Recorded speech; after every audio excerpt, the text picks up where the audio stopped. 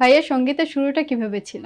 আমার সঙ্গীতের জার্নি আসলে অনেক লম্বা বলা যায়। আমার হচ্ছে 2013 সালে প্রথম আমি আমার এক প্রিয় গীতিকার সুরকার আছেন, উনি এখন একজন কম্পোজার, শামীম মাহমুদ। তো শামীম ভাইয়ের মানে বলা যায় ওনার ভালোবাসায় প্রথম রেকর্ডিং শুরু হয়। গানটি ছিল যদি চাও। তো সেই গানটি আমার সাথে গেয়েছেন ওই সময় খুব জনপ্রিয় শিল্পী নির্ঝর আপু। গানটি ছিল যদি চাও বাইবো আমি মন পবনের নাও। তো এই গানটি হচ্ছে সিডি চয়েস মিউজিক, একটা চ্যানেল আছে খুব জনপ্রিয়, ওটাতে প্রকাশ পেয়েছিল। ভাইয়ের প্রথম গানের রেকর্ডটা কোথায় বা কিভাবে হয়েছিল? রেকর্ড হয়েছিল এই মগবাজারেই। মগবাজারে হচ্ছে বাজনা স্টুডিওতে। রেকর্ডের ছিল হচ্ছে খুব জনপ্রিয় একজন কম্পোজার ডালিম ভাই।